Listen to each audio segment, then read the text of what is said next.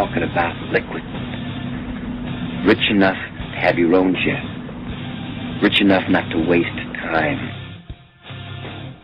Well, in my book, you either do it right or you get eliminated. They're analysts. They don't know preferred stock from livestock, all right? The new law of evolution in corporate America seems to be survival of the unfittest. Good evening, traders, and welcome to Stock Traders Talk Radio. Here on a beautiful Thursday night, March the 22nd, 2012. I am your host, STT. Joining me on tonight's program, I have QT Cal. Hello, STT. How are you tonight, dear? I'm doing great. How are you? I'm doing wonderful. Thank you. Thank you Great. for asking. Also joining us on the program tonight is Mr. Kopp. Hey, STT, what's going on? How are you? I'm fantastic. Yourself? Great. Absolutely awesome. That's good to hear. Don't forget, catch the morning show, 9 a.m. Eastern Standard Time, right here on Investors Hub. It's a wonderful, wonderful spot they've given us. Page looks great. Everything's working well. Now, as we wrap up the week here on the night show at Stock Traders Talk Radio, we have yet another CEO interview for you. Doing tonight's CEO interview is Mr. Kopp. Mr. Kopp, take it away, sir. Thanks, STT. We're here with Mr. Edward Baxter, the CEO of PBS Holding Inc., stock ticker PBHG. Mr. Baxter has a diverse history and background in the content development, show and events productions, and direct sales industry, focused on selling products and content on StarFest Direct Enterprise System. In this interview, I'd like to cover PBHG's direct sales division, the StarFest Direct. StarFest is focused on selling high-profile, healthy life and lifestyle products such as energy drinks and nutritional products, as well as exotic cars, video and music entertainment downloads, and content. Welcome to Stock Traders Talk Radio, Mr. Baxter. Well, thank you for having me, and I appreciate thank you very much. Well, we know it's always difficult for CEOs to take time out of their busy day, so we appreciate you coming on the show. How about if we just start with a background of you and your company? You know, describe to the audience what the company does.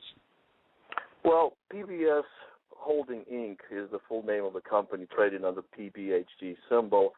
We're basically a holding company with a very, very diverse group of companies and acquisitions.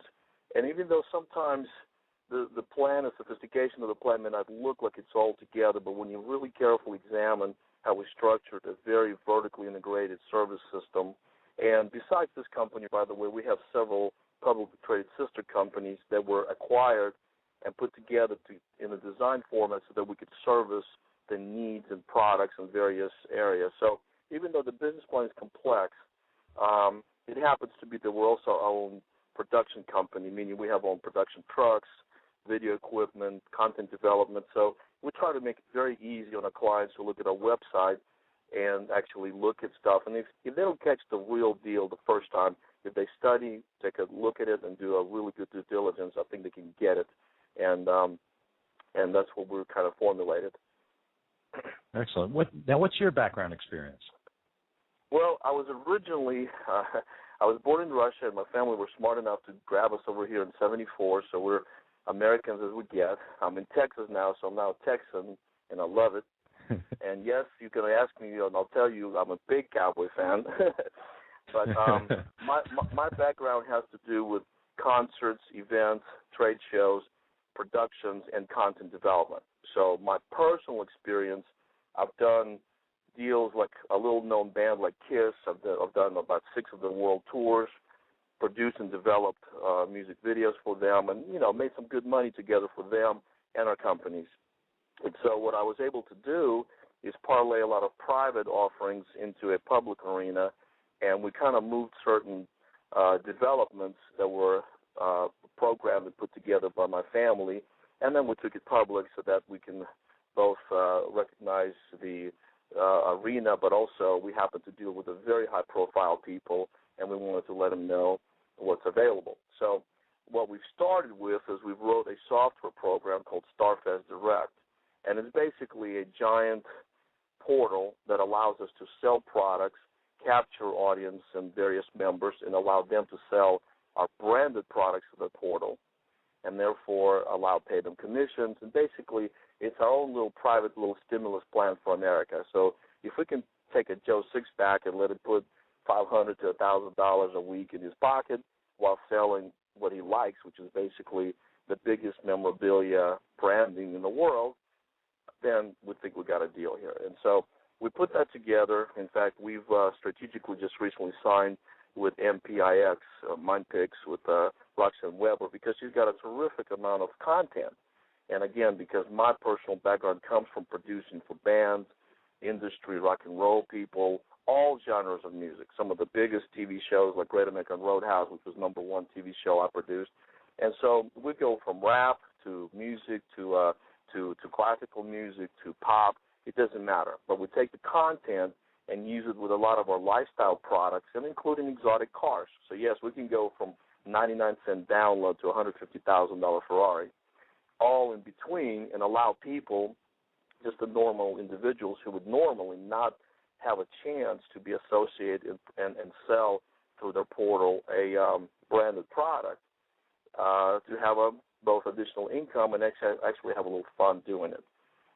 Currently, one of the Cowboys greats, Ed Tuttle Jones, is featured in our new launch this year, which is called Honey, I'm Working, which is a concept where you can watch your favorite sports activity and be able to buy, sell, and trade products. And again, memorabilia and various other lifestyle products go through the portals, and an individual can make extra income. So we're in 28 stadiums. We have a sister company that has a full memorabilia outfit. Those companies actually provide the merchandise for us, which means everything from a framed jersey to a basketball or baseball, down to the newest development, like I said, with the MPIX group, MindPix, to where we'll be actually selling downloads of the content. So whether you want to see a music video from a certain era, or a football game, or just an album download, that's all part of our system, including the regular memorabilia.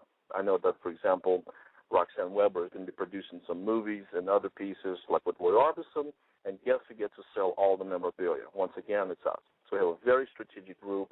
We spend quite a bit of money developing the software, so it's one of the best network marketing softwares in the market. And the final kind of a click to this we're launching is the television, where we want to drive traffic of the audience through the television. And that has to do with the fact, and I know some people are not going to believe this, but we actually own, PBS Holding owns, a local Dallas football franchise called Dallas Diamonds. Dallas Diamonds is a full contact, full tackle, NFL, NCAA rule football team. It's not lingerie league, which we have nothing against those, but this is a full-blown 100% football like you see with the boys playing, except it's played by the ladies. And wow. We play in the major stadiums, and there are several major teams out there. And we also have a sister company that owns the league called UWFL, United Women's Football League. So those who may want to see what the broadcast and the high-quality production looks like from us, they can look at uwfl.net and see the whole picture. So even though I know the program sounds very wide and all over the map, if you think in terms of NFL and look at what happens during a 3-hour football game, and you see all the sponsors, all the vertically integrated dealers, and all of the providers, the catch here is very simple, and we're kind of not trying to be coy about it, but when you watch our games, you'll see that all the companies involved with us and all of our products are the sponsors in the game, and we push that product. So we think we found a clever way to put a 3-hour program, which most companies could not afford to do on real television, and not only promote the game, promote the women, promote the sports, and make money on sponsors, but also push the companies and divisions. And, of course, I don't mind admitting that they're publicly traded, and we're allowed to show the stock symbol, so I believe we can show tremendous shareholder value by doing that. So that's kind of 30 seconds, it's more than 30-second elevator pitch, but there it is. Well, I think I added like 20 questions. First, I guess I got to tell you, I am an absolute huge Dallas Cowboys fan, And every time I think of Ed Too Tall Jones, I think Harvey Martin too. So I'm envious to a degree for sure. I actually met Roger Staubach and Randy White in my lifetime, so I'm pretty excited about that. But I'd like to meet Ed Too Tall Jones. So a little plug there for you, just so you kind of think into the future. Absolutely. In fact, let me throw another plug in. Charles Haley, who was in our studio the other day, was also equally surprised that our women's team also has 4 Super Bowl rings. So there were very few NFL players that have it. So I can tell you, if you guys ever come to Dallas, I'll let you have one of our rings, which NFL guys won't let you do. I will definitely take you up on that, and I can tell you that STT, Mr. Michael, is an avid, absolute huge Giants fan, so him and I go at it all the time. So right now he's holding the crown a little bit. So wait a minute, come out. One of our guys who's involved with us is Drew Pearson, and before he became a Cowboy, he was a huge Giants fan. So we got a little bit of commonality here. And by the way, I love the Giants too. Excellent. Yeah, I want to kind of dive on the area with I thought I knew everything about Mind Picks. I really did. And I kind of, with some of the things that you just talked about, kind of just connected a lot of dots of exactly where you guys are going with this. I mean, I don't know if this is the right question, but I'll just ask it. Are you guys monopolizing the whole, or the whole distribution and everything of this from beginning to end? I mean, that's what it sounds like.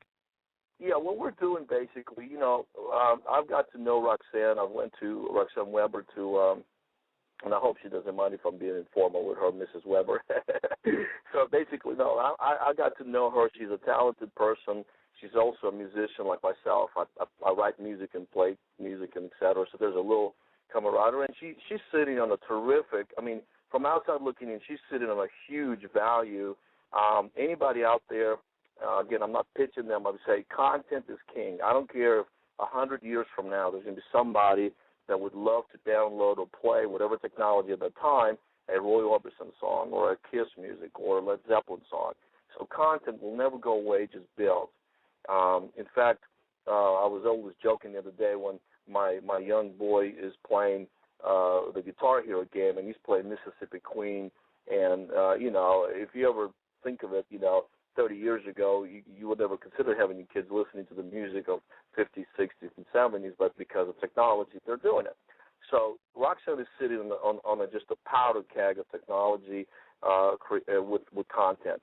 By using our direct sales and using our stadiums and using our ready-equipped products, and I know people will compare us to things like iTunes and et cetera, but you got to understand, we're providing a service where everybody involved will be monetizing their relationship. If you go to iTunes store and you buy the products, you're not going to make any money doing it. And they're also not going to license through your portal like we're doing. You basically have access to the Dallas Cowboy memorabilia, all the major sports. I know we talked a little bit about football, but we cover everything. For example, here in Texas, we're at the American Airlines Arena. We're doing both the Stars and the Mavericks and the Rangers. And as you know, even though Cowboys weren't doing that well, they did come into a pretty decent season last year. They just couldn't pull it off, but we did incredibly well with the Mavericks because they did their championship last year. And, of course, as you know, Rangers, under new management, had 2 back-to-back divisional wins. So we're all over the stadiums, and this content is huge for us. And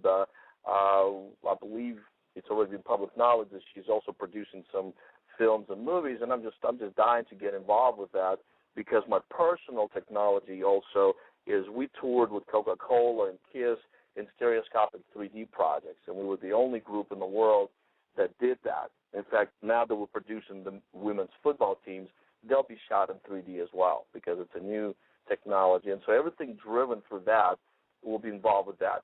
Now, I don't mind admitting, because we're strategic partners, that I'm going to be taking all her libraries and every chance that I have to license and use her music and all content through the games and everything else, we'll do it because it's all about marketing each other products and pushing it out there. So I'm really excited about her. And like I said, we spent the last year kind of developing the relationship, and we're now going public with it, so to speak.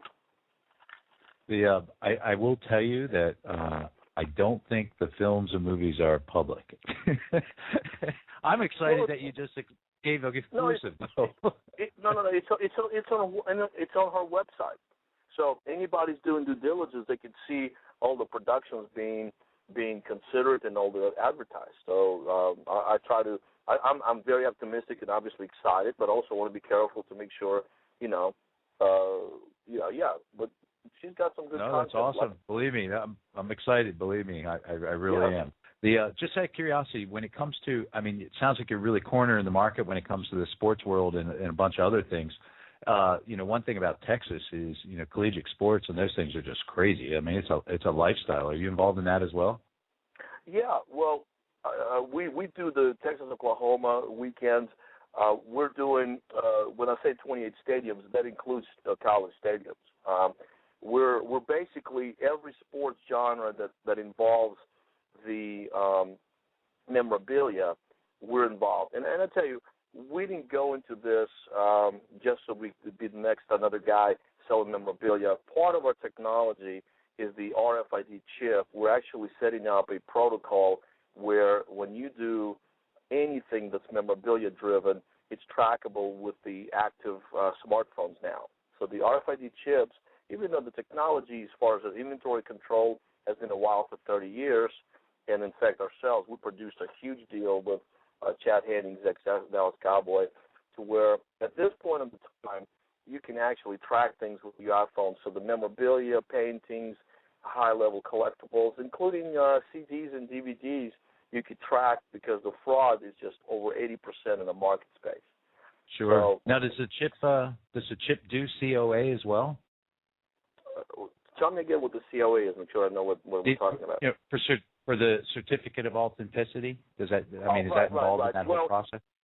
Yeah, it's actually a little bit better than that. We're as I said, if you think in terms of what's going on, we're using Texas Instruments, our neighbors right here, because of the where they are with military technology.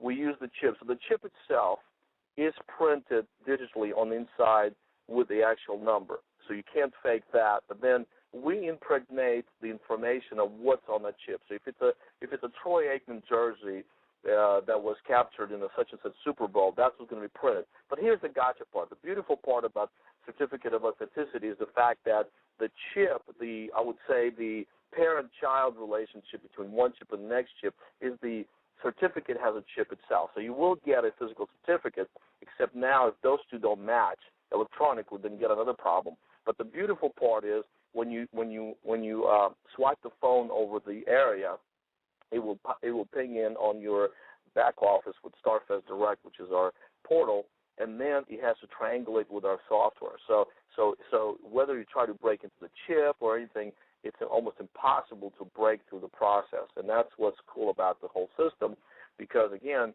you look at our company, why are we, as a small group, doing framing and production and all the stuff with the like the Dallas Cowboys and Mavericks and Redskins and Atlanta Falcons? Because people are very particular with when they take their jersey off and they hand it to a manufacturer to put it in the frame or to ship it to another reseller. That's what the fraud is committed. So these people trust guys like us, and we're developing a platform that, even though today probably you've never heard of it, but we're predicting in the next several years it's going to become the white paper or the gold standard of what's out there, because we're protecting the consumer, we're protecting us, the manufacturer, we're protecting the future consumer who'd want to go back into the technology and examine the lineage or what they call the provenance of what the product came from. And finally, we obviously protecting the athlete, celebrity, the person that really wants to make sure that that's an authentic product out there. So excellent. If you know, excellent. 80% of athletes go bankrupt after 5 or 6 years after they leave professional sport. And all that they have left is their signature, their name and likeness, and by protecting that, including our signature cards, without sounding too selfish about this thing, but we'll just say it this way. Our company is poised to say that if we can help it, in the next 10 years, no celebrity or athlete will sign anything other than having a specially designed signing card that has a chip in it. So that way, if you think in terms of where the money's going, right now when they do signature deals and a guy signs a bunch of pieces of paper, and I'm not even talking about the fraudulent part. I'm talking about legitimate NFL events where somebody gives a guy a couple of grand and he'll sign anything you put in front of him. But what happens, and because we own our own manufacturer, we see this every day, even ourselves, we'll offer a discounted price and we'll buy those pieces of paper. And then we'll take the piece of paper and, of course, we'll videotape and we'll have an authentication process, but we'll place that, let's say, in a shadow box with a jersey. So here's an athlete who is struggling sometimes to make ends meet, yet they'll watch in big pro stores like ourselves a piece of paper that becomes a $2,500, $2,900 product, and they have nothing for it. Now, what's worse about that, if you think in terms of a true marketing, what I call just like a market cap, and just like you think in terms of the stocks, when a purchasing decision is being made, today, no one has the ability to have the float / what's out there in the market. So if you like Tutel Jones and you're saying, wow, I can get a signature piece between $50 to $5,000, who tells me what's correct? So what we believe, because we'll have what we call an orderly trade, we're not saying that anything signed prior to this is not correct. It's just that we're setting up a standard where eventually people would say, you know what? When I saw this concept that's launched in 2012, 2011, now we know that nobody before that or after that has any other product other than what's signed with a chip. Well, what that means is then you can actually go back, go online and say they're claiming there's only 1,000 of these jerseys available, and they'll visually will see it because instead of collecting 1,000 people in the same room, electronically through wireless internet, you will see that there's only 1,000 available. You will also be able to see the trading. So you'll say, wow, there's out of those 1,000 that were acquired at $2,000 a piece, they're going between $1,500 and $2,500. So there's your flow, there's your market. So you have a true bid and ask, if I may, right? So you'll be able to determine a market. Whereas what happens now, and again, I'm not mentioning the fraud. That's a whole different level where you don't know what you're getting. Assuming everything's legitimate, you look at the market and you say, well, I love the guy, I love Tutel Jones, but how do I know his signature is worth $50 or $500? And the athletes can tell you. If you go to your favorite athlete and you say, listen, last year you signed some products, and I know if you go to your agent, he'll probably tell you you got 30, 40 grand through the course of the year for signing stuff. So right now, today, I'm going to be your market maker. How much you think your average signature goes for, what's the basis for it, and how much of it is in the float. And you just watch their faces. They'll look at you like got horns growing out of your head because they have no idea, but they're not realizing that 20 years down the line, there's 10,000 items, and again, I'm just saying the real ones. And, sure. Fraudulent are even worse. So that's a good concept. And like I said, coming back with what Roxanne's got with the content that she has and a lot of signed items and a lot of content, we'd like to be the guys to have that available through the direct sales component. Wow, that's amazing stuff. I guess I would, if I may here, thinking, futuristic wise, if you go to RFID with all of these things and get to the market with those type of things, an athlete, a star, and all that can actually track what they're signing throughout a given year and really manage, signing very little to maximize their profits in the out years. I mean, you could really do that. Right. Well, currently, let me tell you how wonderful technology is. You can verify that in 2010, Apple signed 6 patents and through their iPhone because the chips inside the iPhones and most phones that are what they consider to be smartphones are already able to read RFID technology. So what's not happened yet that's about to happen, they're about to be able to write that technology back into the chip. So right now, for example, when we go to signings, I have a small handheld device where if I'm videotaping and documenting Tutel Jones or somebody signing something, I can zap that thing over the chip, and it immediately puts the information of that event as it's happening, including the photograph of what's going on.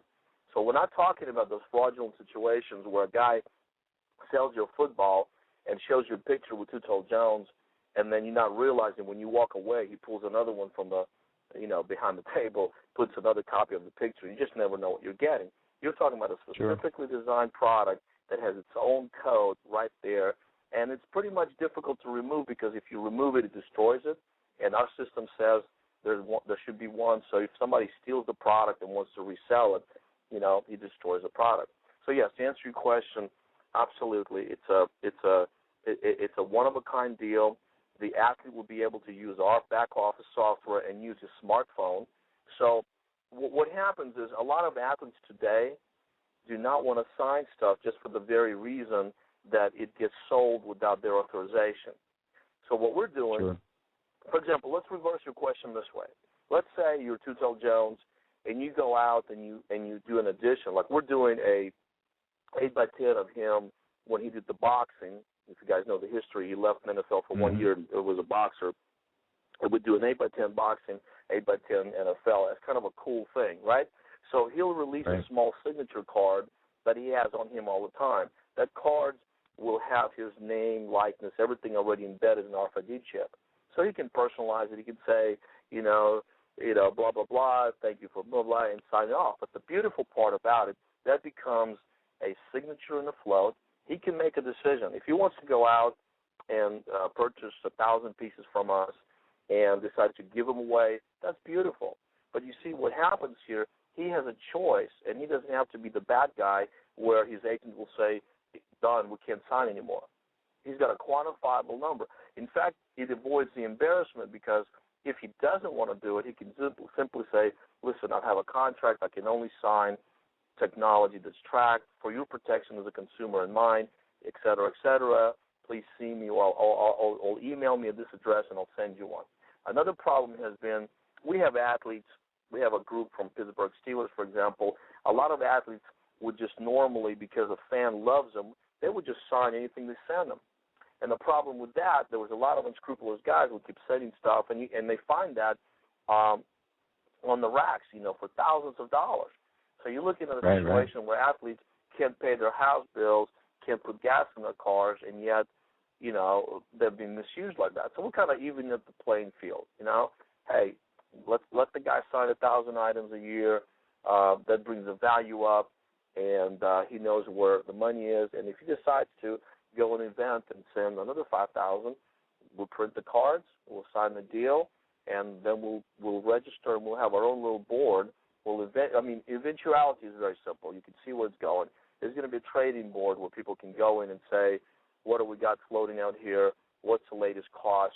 And by the way, we're adding an insurance component, so you have to register the new buy. So let's say you went up on the market, some kid inherited a piece from his parents, he wants to sell it, he sold it to another guy.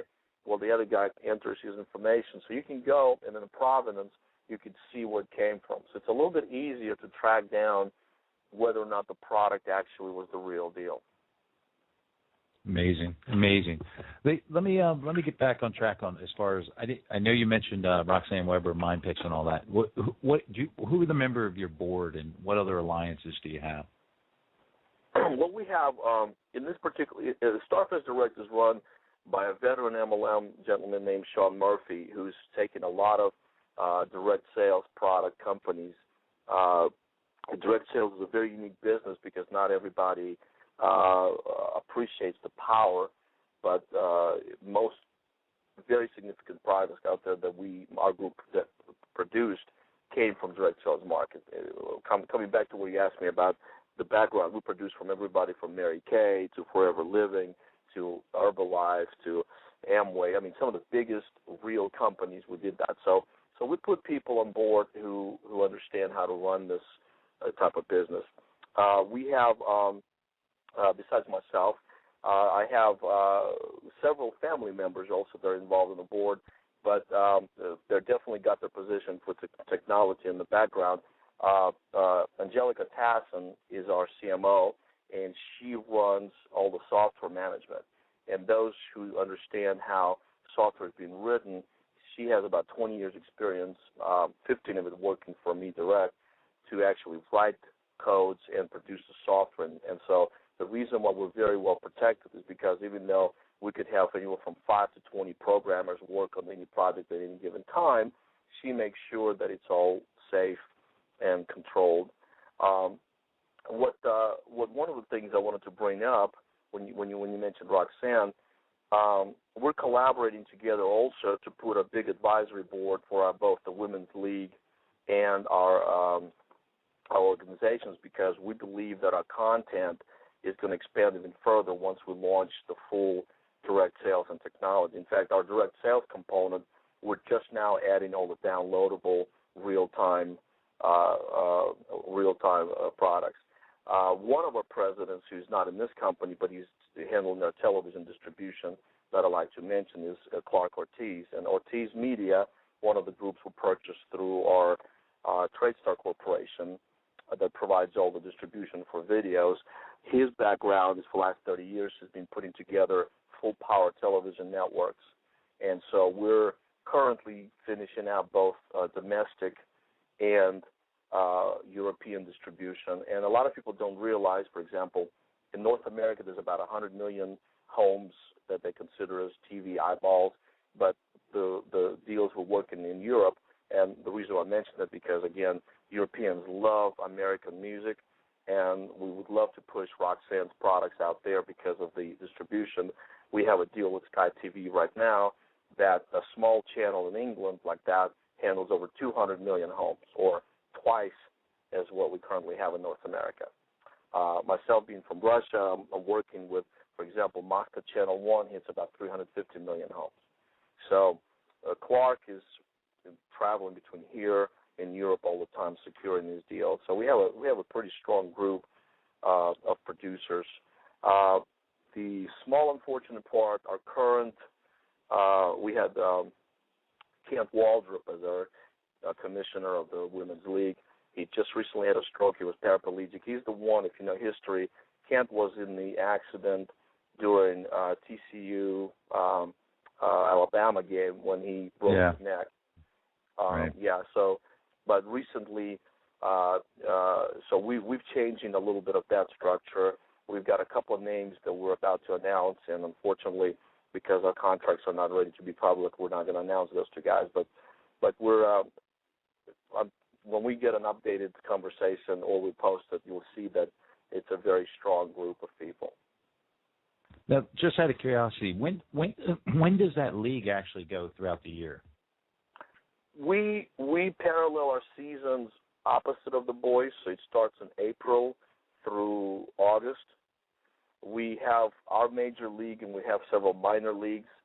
The mistakes that a lot of, in my opinion, men teams, including the Trumps group, they went against the NFL. We embrace the NFL. We consider to be like the brother-sister relationship, so we will play April through August. And those diehard football fans like myself, you get this kind of withdrawal happen during the summer. You can't wait. Like now we got the basketball and things are winding down. You really have nothing during the summer, and we think that the spring-summer games are a terrific deal. As a side note, like our team, Dallas Diamonds, they've been playing this for the last over 20 years, definitely, but the Diamonds have been around for 12 years. So this is something that's been going on for a while, and it's a very strong following. Excellent. Now we've mentioned a lot of different things of different avenues, especially from the holding company perspective. Tell us about the strategic direction. I mean, what are your business objectives in a core? Well, the enamoring factor is that you can't own everything. So our holding company will attempt to own several virtual, what I call vertical integration groups.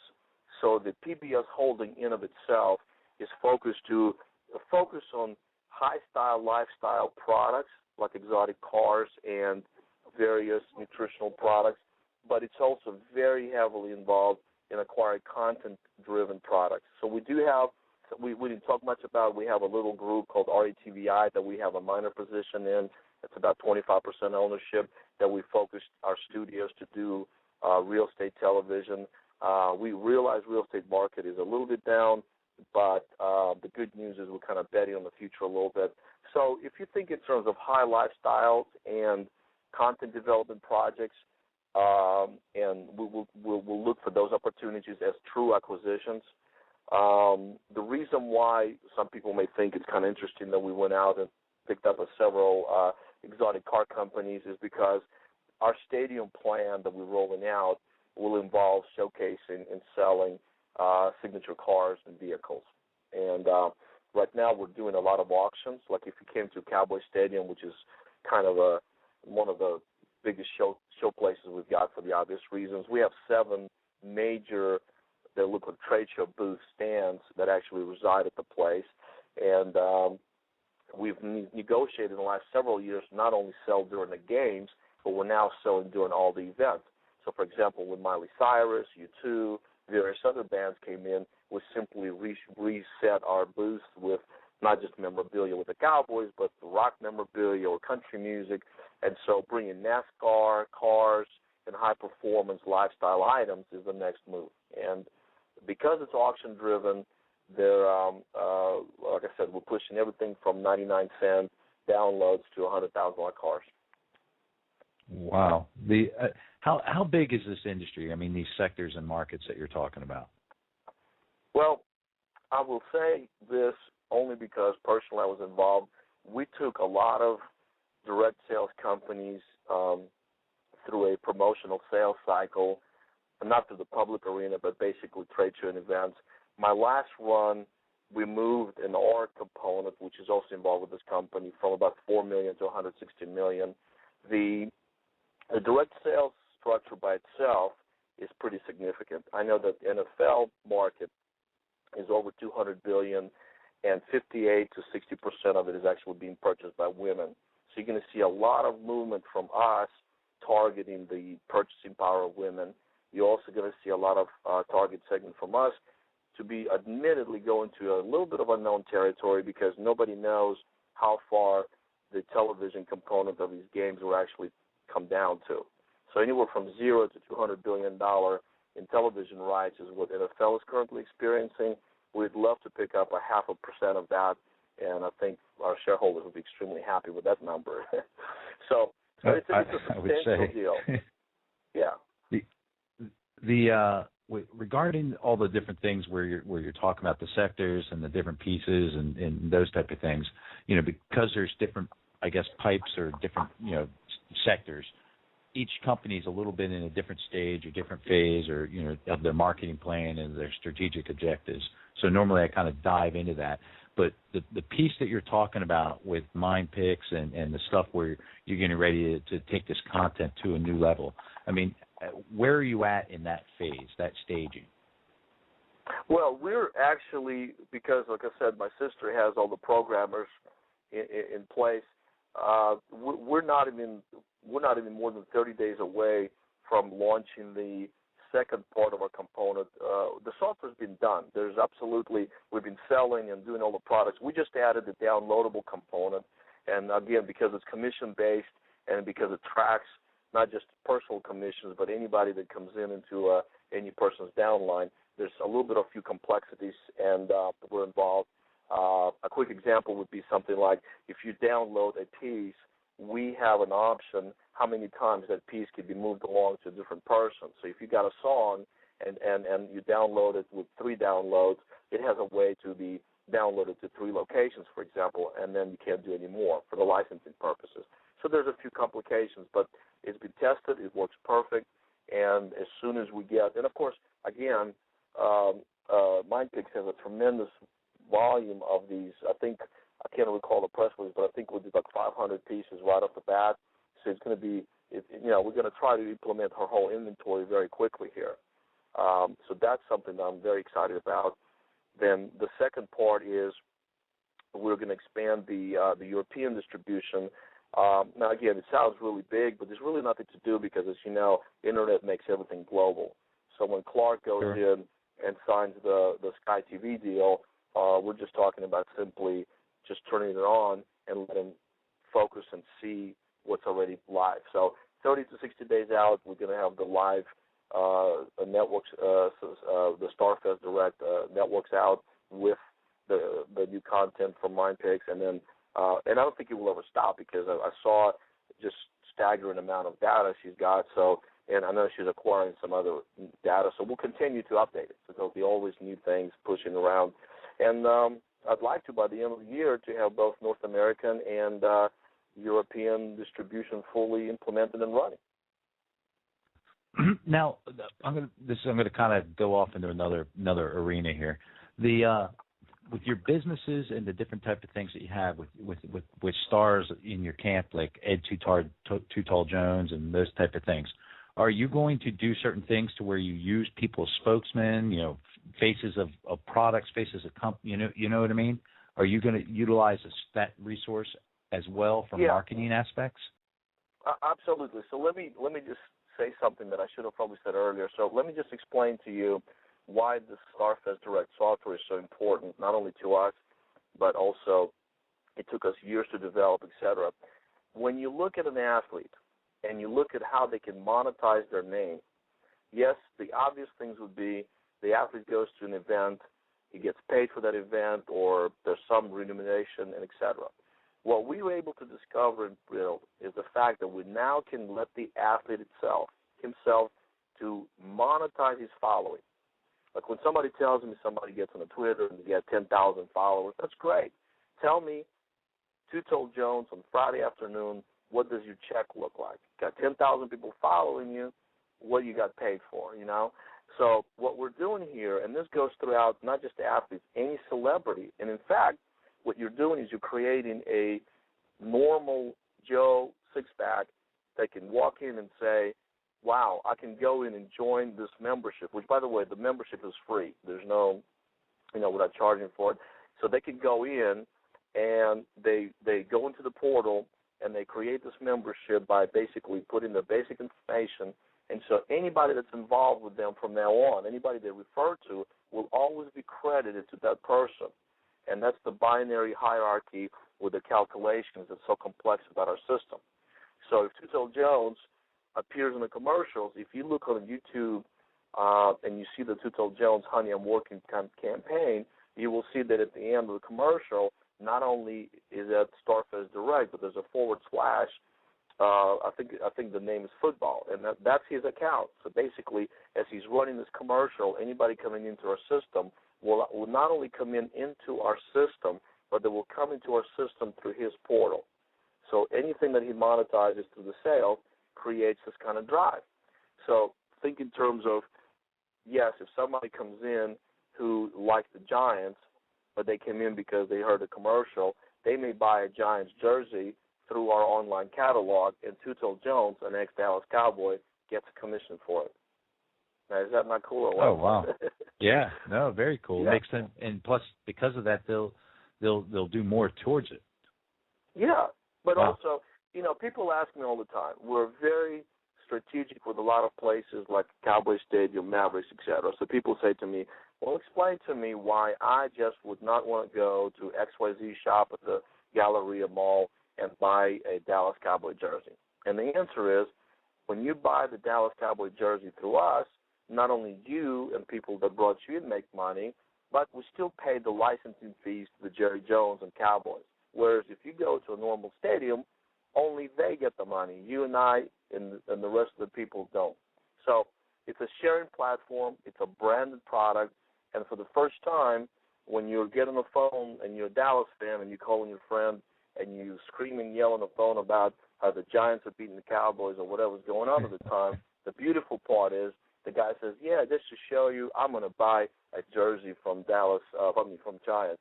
Well, if the guy came through your portal, you're going to laugh all the way to the bank because you're going to make a couple bucks on the fact that he bought it with you. So it's a great camaraderie thing. That's amazing. Now I'm going to shift gears on you here a little bit to the shareholder and potential investors. What's your share structure right now? Well, we have our authorized is about $750 million, with about $34 million outstanding, and a float is about 2.5. 2.5? Is that what you said? 2.5 million. Yeah. Now, who is your transfer agent, and can investors call them? Yes, Island Stock Transfer. Wonderful people, if I can give them a plug, because they happen to be, they do good work for 5 public companies that I'm involved with. Terrific guys. Excellent. Now, normally I would ask questions regarding the revenue streams and all of that, and the potential revenue streams. But I mean, I would assume in some, depending on which section I'm going to talk about, that's all going to be different answers. But what are you seeing from a potential revenue regarding the content and the certain things that you're getting ready to launch it with? Well, we feel comfortable with the car companies. You kind of caught us right before we finishing up the year end. So the couple acquisitions we made last year, fourth quarter, is already going to put another approximately $12+ million just in the normal car sales, which is not difficult to do because they're $50,000 to $100,000 cars. So it doesn't take a lot to do that.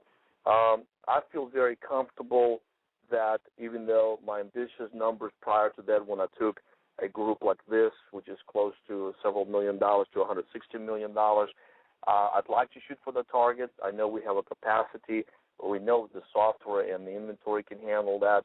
But somewhere between that and that $100 million would be a nice number to hit in the next 12 to 18 months. Excellent.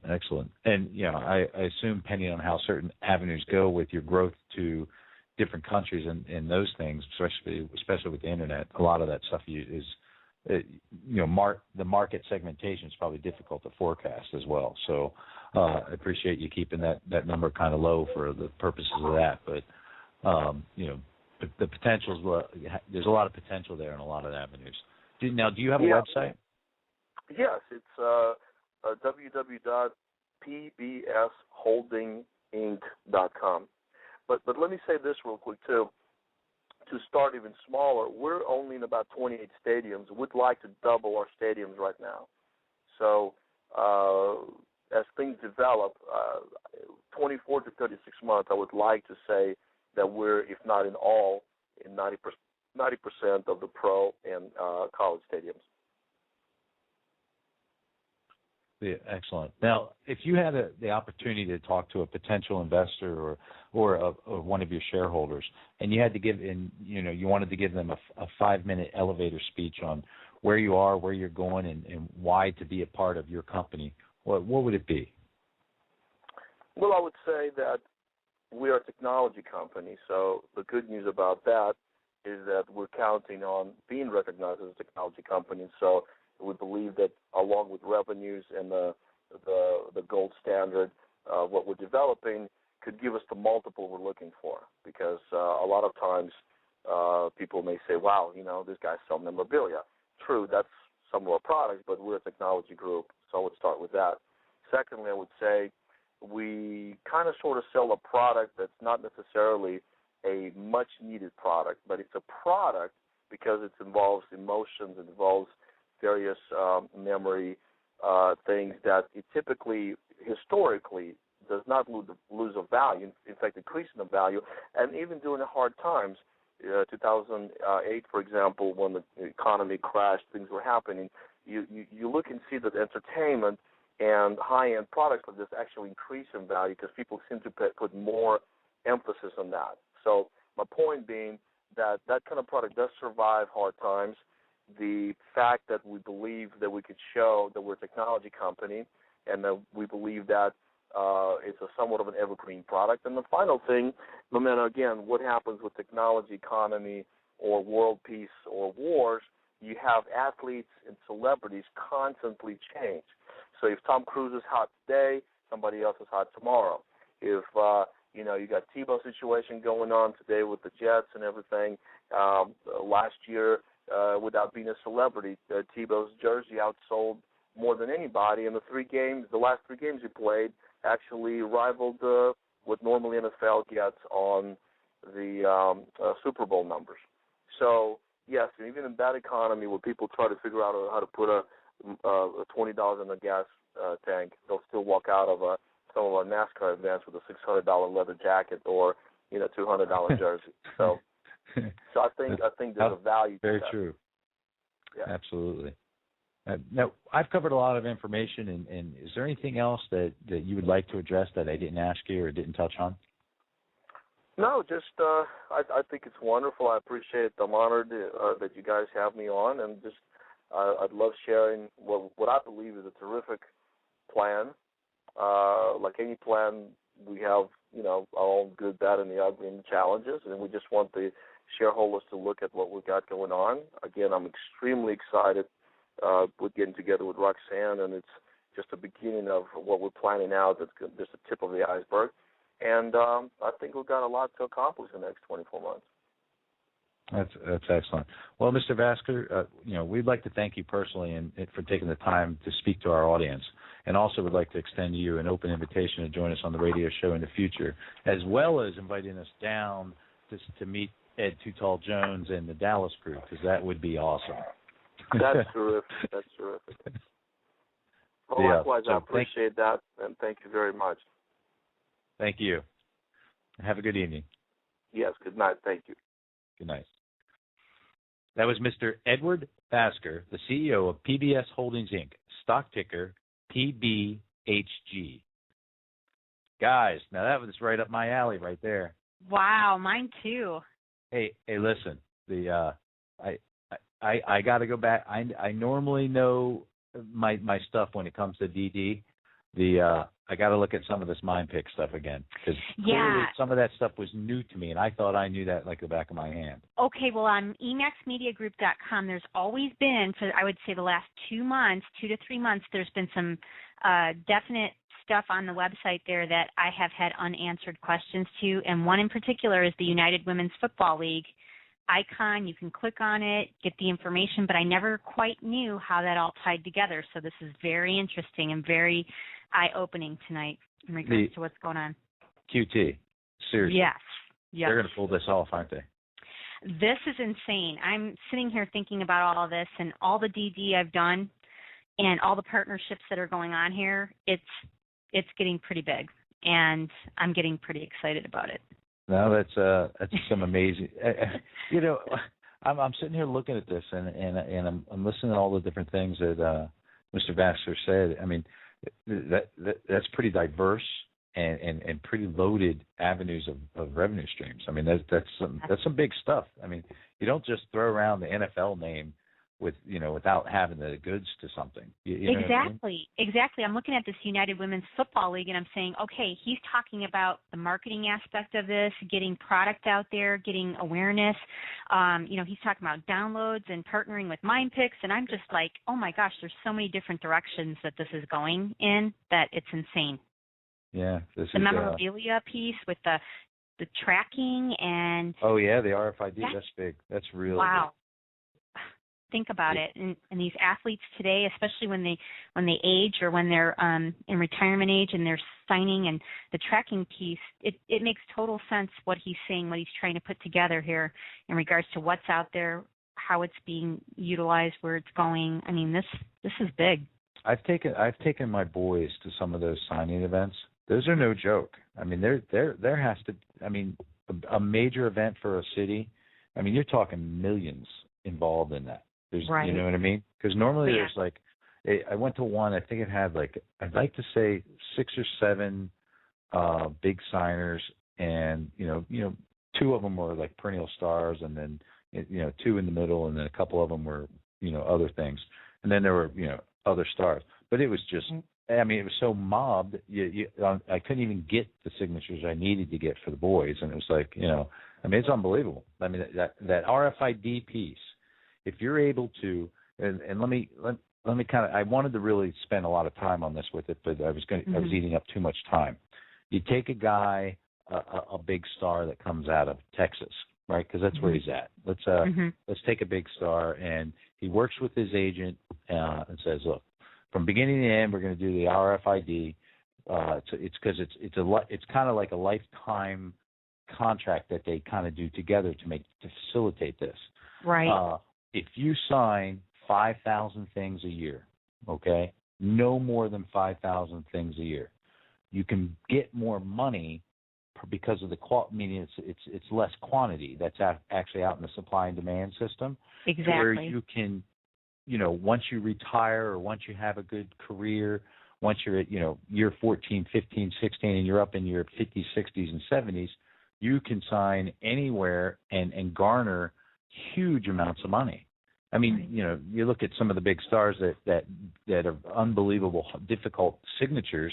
I remember, the battle to get a Mike Schmidt signature was just unbelievably expensive to do, or Michael Jordan, and those. I mean, you can do some amazing things with that. I agree.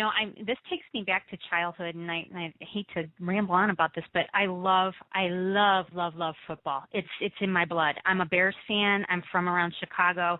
This is what we did our entire lives. And going to that training camp after Super Bowl and seeing Walter Payton tickling my sister and throwing her up in the air, and them freely giving us signatures on this poster, and we're talking Walter Payton, Richard Dent,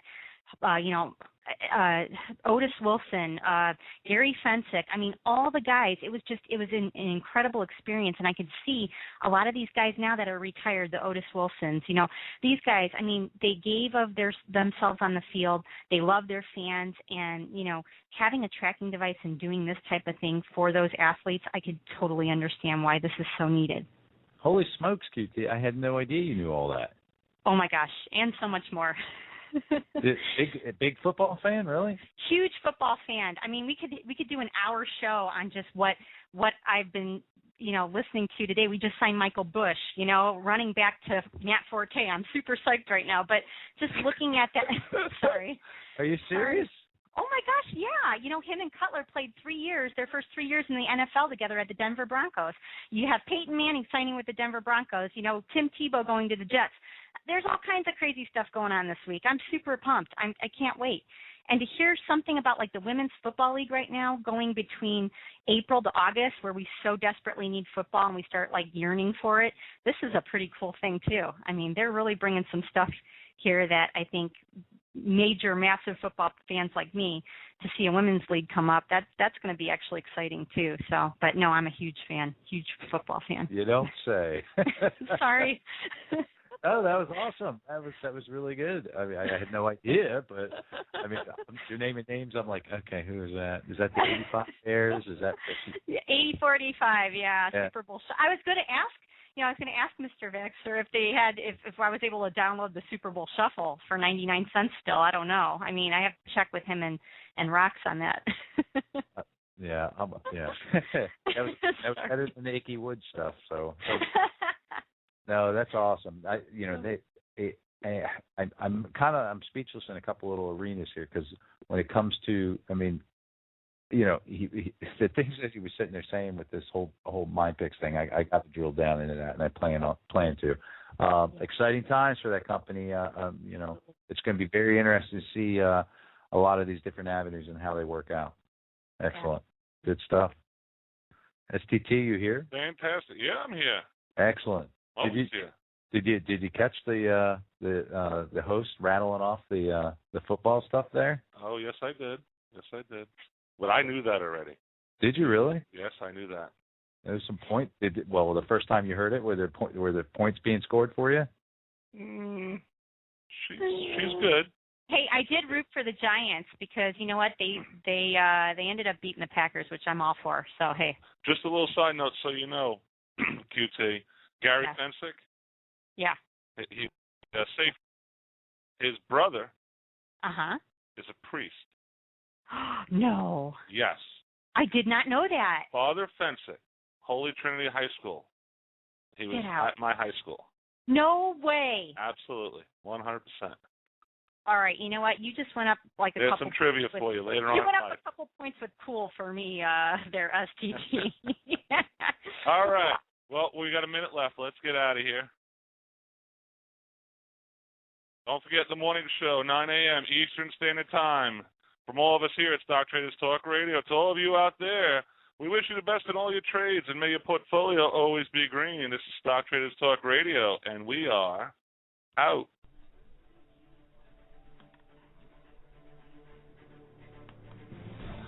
Thank you for listening to Stock Traders Talk Radio. All views and topics talked about on Stock Traders Talk Radio is solely for entertainment purposes. We are not professional financial advisors and always recommend you seek the advice of a professional financial advisor. Never invest in any stock featured on our show unless you can afford to lose your entire investment. The information contained on our show is based on sources which we believe to be reliable, but is not guaranteed by us as being accurate, and might not be a complete statement or summary of the available data. Stock Traders Talk Radio advises that the investments in companies profiled are commonly considered to be high risk, and use of the information provided is at the investor's sole risk. Thank you for listening to Stock Traders